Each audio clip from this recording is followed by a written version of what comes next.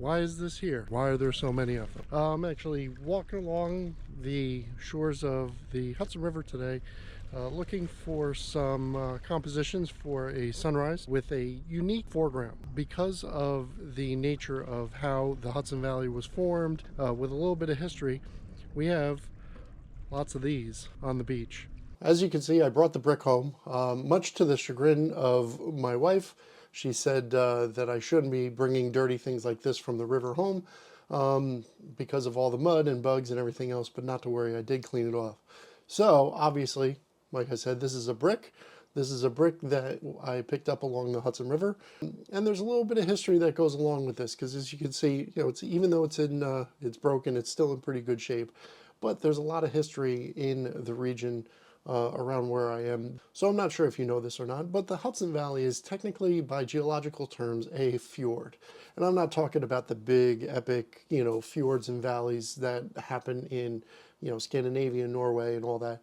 But by technical definitions, the Hudson Valley is a fjord. This fjord was formed during the Ice Age, and nicely what had happened during the Ice Age, all the glaciers that had grown and then receded in that helped form the Hudson Valley.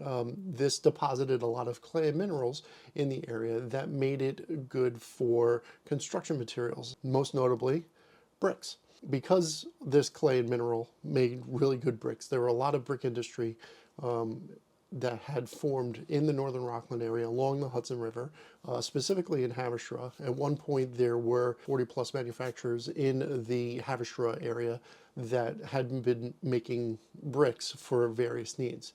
A lot of this production had gone up.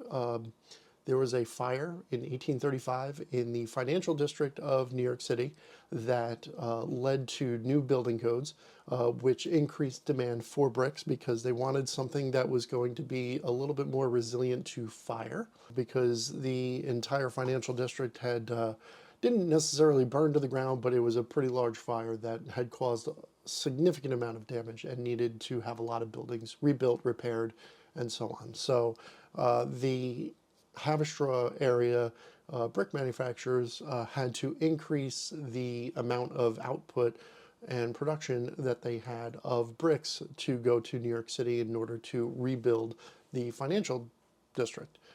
So this increased production inadvertently led to disaster. So because of that increased production, they needed more materials. So in order to gather those materials, they had to dig into the shores and dig into various areas around their companies in order to have what they needed to make more bricks. This led to disaster in January 1906, about 11 p.m. or so. There were several landslides that had affected the village of Haverstraw, had taken out a whole bunch of houses, unfortunately killed a bunch of people, and obviously took down a lot of buildings and other type structures that had been in support of these businesses, but also the homes that were nearby, therefore leading to a lot of pieces of brick and bricks in general being littered along the shores of the Hudson River.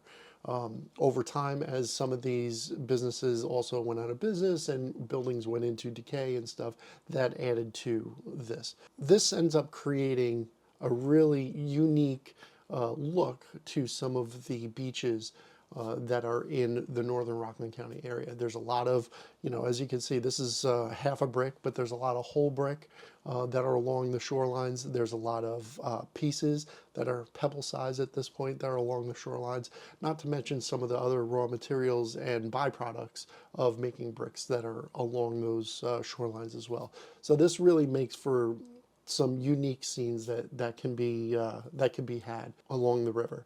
So that led me to taking this photo. So the first question you're probably going to ask is, I thought you were scouting for sunrise. You're right, I was. I was scouting for sunrise. I had thought that sunrise would have been really cool. I thought that a sunrise with some of the bricks would have been a pretty unique photo, but there's a few problems that go with that. Number one, still summer, as you know.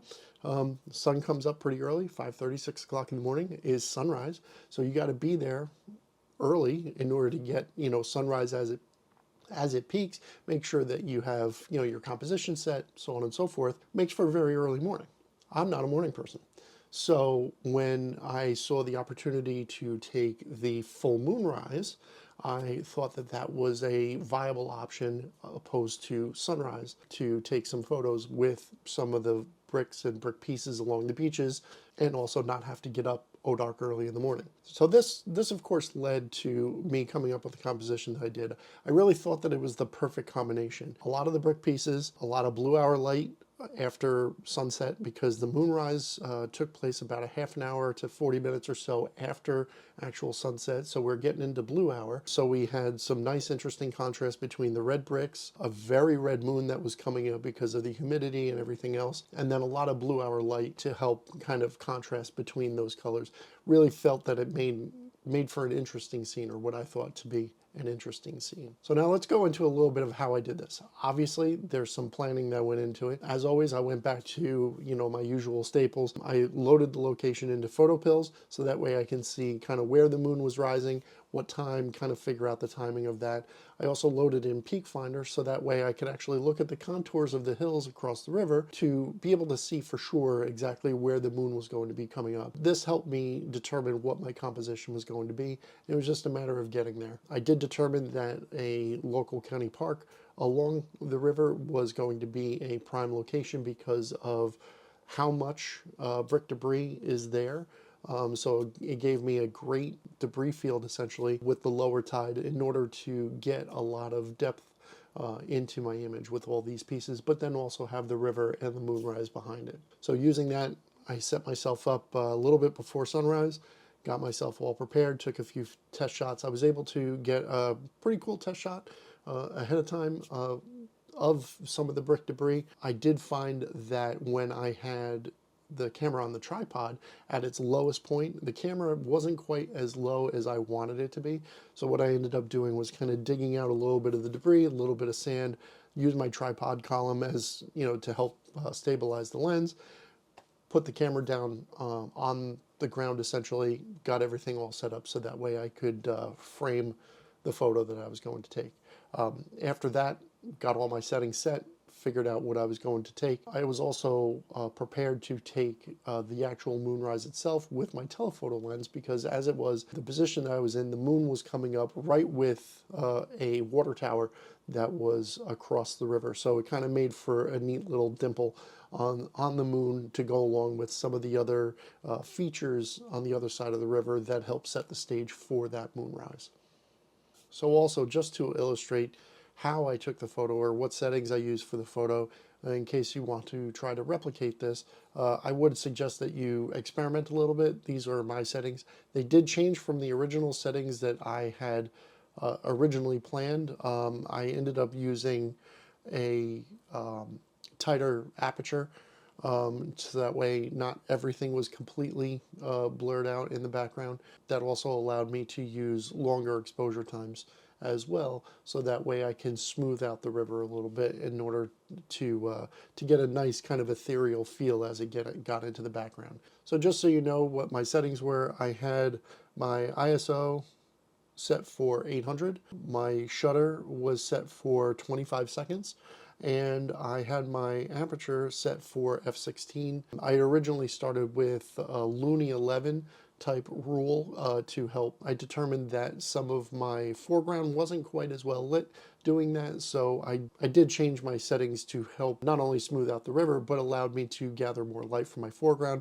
I also lit the foreground a little bit, so I didn't bring a flashlight with me. I normally have one in my backpack, but I must have taken it out because the batteries were dead or something, and forgot to put it back. So I just used the light on my cell phone, held it up and above in order to light the scene. And I really felt that that gave a nice, even, lighted look to the foreground with the moon in the background. I just, at that point, had to wait for the time when the moon was exactly where I wanted it to be, with the height above the horizon that I wanted it to be. Then it was just a matter of taking the photo. So as I showed before, this was the photo that I ended up with, and this photo will be appearing on my social feeds pretty soon as well, so be sure to take a look out for that. Thank you very much for coming along with me on this. Really do appreciate it. Appreciate everybody's support. Hope you guys enjoyed the story to go along with this image, or with the couple of images that I have taken for this little local adventure. So like I said, really do appreciate everybody coming along with me on this. Really do appreciate everybody's support. Thank you for watching. Get out there, take some great photos, and I'll see you again next time.